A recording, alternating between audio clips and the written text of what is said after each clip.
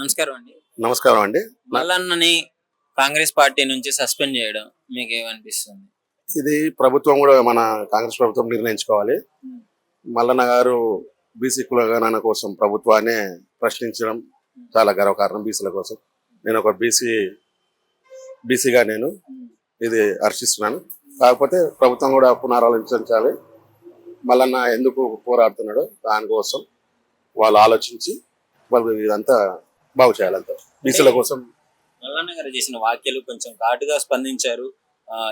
ముఖ్యమంత్రి అనే మర్యాద కూడా లేకుండా ఆఖరి ముఖ్యమంత్రి నువ్వే రేవంత్ రెడ్డి అని మాట్లాడటము ఓసీలో ఏంటి దీనిపైన? అదే ఒక బీసీగా ఆయన ఎప్పటి నుండో బీసీల కోసం పోరాడుతున్నాడు. ఆయన ఇప్పుడు ఒక ఎమ్మెల్సీగా ఉన్నందుకు ఒక సీఎంనే అడుగుతున్నాడు, ప్రశ్నిస్తున్నాడు. అదే పార్టీలో ఉన్న సీఎం ప్రజల మనిషిగా ఆయన ఒకరు సీఎం తోని ప్రశ్నిస్తున్నాడు. మా బీసీలందరి కోసం ఆయన పోరాడుతున్నాడు. అయితే దీని వెనకాల మల్లన్న గారు కూడా పార్టీ నుంచి తప్పుతున్న ఆలోచన ముందే ఉంది. కావాలనే బీసీలందరినీ ఒక కులాన్ని అడ్డు పెట్టుకొని ఈయన కొత్త పార్టీ పెట్టబోతున్నాడు అని చెప్పేసి కొంతమంది అంటున్నారు. దీనిపైన మీ అభిప్రాయం ఏంటి? ప్రభుత్వం ప్రశ్నిస్తున్నాడు, సస్పెండ్ చేస్తారని తెలిసినా కూడా బీసీల కోసం పోరాడుతున్నాడు. వాళ్ళనే మరీ పార్టీలో ఉన్నా లేకున్నా కాంగ్రెస్ పార్టీ వాళ్ళు కూడా ఆలోచించుకోవాలి. మన బీసీలు చాలా మంది ఉన్నారు. వారి కోసం ఇంత పోరాడుతున్నందుకు మన బీసీలు కూడా ఆయనకు సఖ్యత తెలిపి అందరూ ఆయనకు సహకరించాలి. ఇది నేను కోరుకుంటున్నాను. మల్లన్న చేసిన వ్యాఖ్యలు మీరు సమర్థిస్తారా? మరి సమర్థిస్తానంటే ఇప్పుడు ఒకరిని దూషించుకోవడాలు ఈ గత ప్రభుత్వాల నుండి ఇవి జరుగుతూనే ఉన్నాయి. ఆ జరుగుతున్నప్పుడు దాన్ని మనం పెద్ద పట్టించుకోవాల్సిన అవసరం లేదు. ఒకరిని దూషించుకుంటూనే ఉన్నారు. దూషించుకోవడం అంటే అది ఈయన ఇప్పుడు ప్రశ్నించే గొంతు ఒకడు ఉన్నాడు, ఆయన ప్రశ్నిస్తున్నాడు. అందరూ పోయి అడగలేము కదా. ఒక ఎమ్మెల్సీగా ఆయన పోరాడుతున్నాడు. అందరి తరపున మల్లన్న మాట్లాడారని అనుకుని చెప్తున్నారు. చెప్పండి అన్న, కాంగ్రెస్ నుంచి తీన్మార్ మల్లన్నని సస్పెండ్ చేశారు. దీని మీద అసలు మీ అభిప్రాయం ఏంటి? వాస్తవానికి కాంగ్రెస్ పార్టీ జనరల్ గా పబ్లిక్ టాక్ లో అంతర్గత విభేదాలు ఉన్నాయనేటువంటి ప్రధానమైన ముద్ర సహజంగానే కాంగ్రెస్ పార్టీ ఉంటుంది.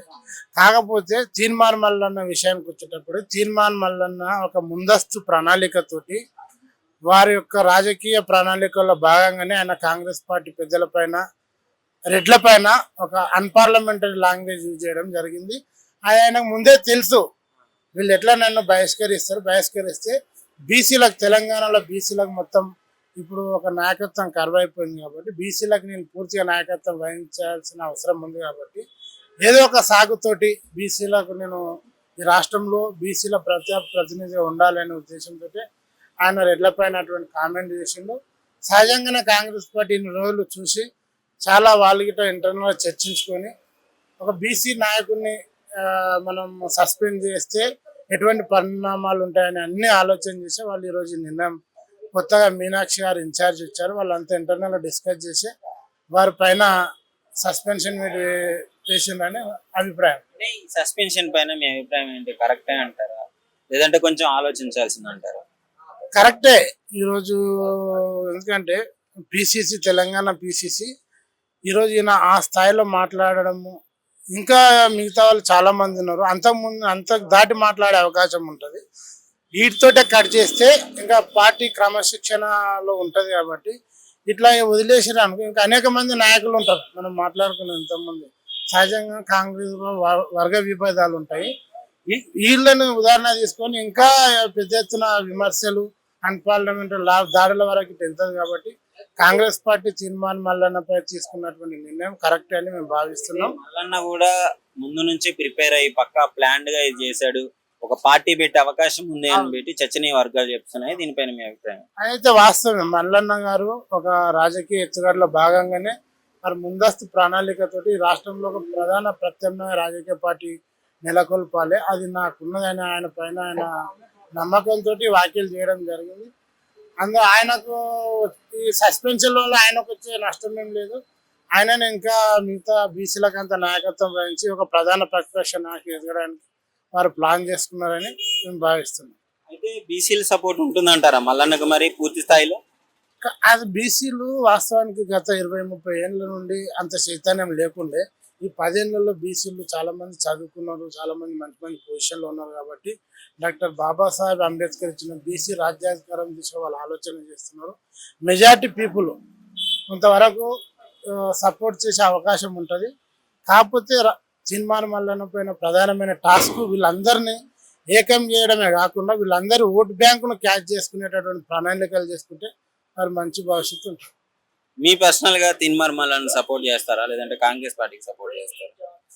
తీర్మానం మల్లన్న అనేటటువంటి వ్యక్తి కొత్తగా అంటే ఇప్పుడిప్పుడే కొత్త రాజకీయ నాయకత్వం కలిగిండు. వాళ్ళు పూర్తిగా వారి యొక్క నిర్ణయాలు ఏంటి అని ఇంకా మనకు తెలియదు కాబట్టి ప్రస్తుతానికి కాంగ్రెస్ పార్టీ ఒక పేద ప్రజల పార్టీ. ఇప్పుడే కాదు, తరతరాల నుండి 20-30 ఏండ్ల కింద 50 ఏండ్ల కింద ఇందిరాగాంధీ అనేటటువంటి దళితులకు ఇల్లు తెలియదు, భూమి తెలియదు, అసంటి వ్యక్తులకు ఇళ్లను పరిచయం చేసిన పార్టీ, దళితులకు భూములు ఇచ్చినటువంటి పార్టీ. ఇప్పుడే కాదు, ఎప్పుడైనా కాంగ్రెస్ పార్టీకి ఎస్సీ ఎస్టీ బీసీలు వీళ్ళంతా రుణపడే ఉంటారు. కాంగ్రెస్ పార్టీకి మా సంపూర్ణ మద్దతు ఉంటుంది. తీర్మానం మల్లన్న ఆయన చేసిన కొన్ని మాటలను బట్టి ఆయనలే ఆయన ఏకంత నిర్ణయంతో పోయిండు కాబట్టి దానికి గుణపాఠంగా ఆయన కాంగ్రెస్ పార్టీ చెప్పింది. ఇంకా ఆయన మార్చుకొని ఆయనే ముందుకు వెళ్ళాలి.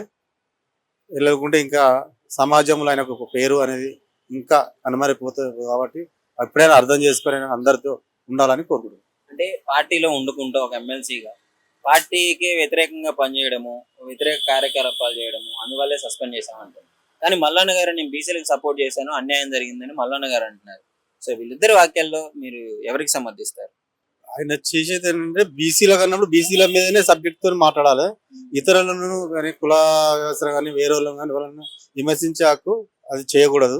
ఆయన చేసిండు, దాని గురించే వాళ్ళు కాంగ్రెస్ పార్టీ నిర్ణయం తీసుకొని ఆయనకు చెప్పేసింది.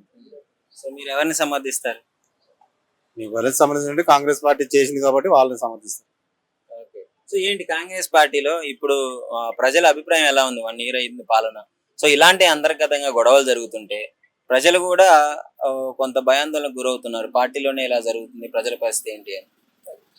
కాంగ్రెస్ పార్టీ అంటే అది పెద్దది పార్టీ, అది దాని గురించి మాట్లాడేది మనం మాట్లాడలేము. కానీ వాళ్ళ పార్టీ వాళ్ళు నిర్ణయించుకుంటుంటది, దానికి మనం విమర్శించలేము. కాబట్టి మల్లన్న విషయంలోనైతే వాళ్ళు కరెక్ట్ అభిప్రాయం తీసుకున్నారని అనుకుంటున్నాం. సో మల్లన్న చేసిన వాక్యాలు ఖండిస్తున్నారు మీరు? అవును, కరెక్ట్ అంటారు Mallanna suspend? Correct. Thank you.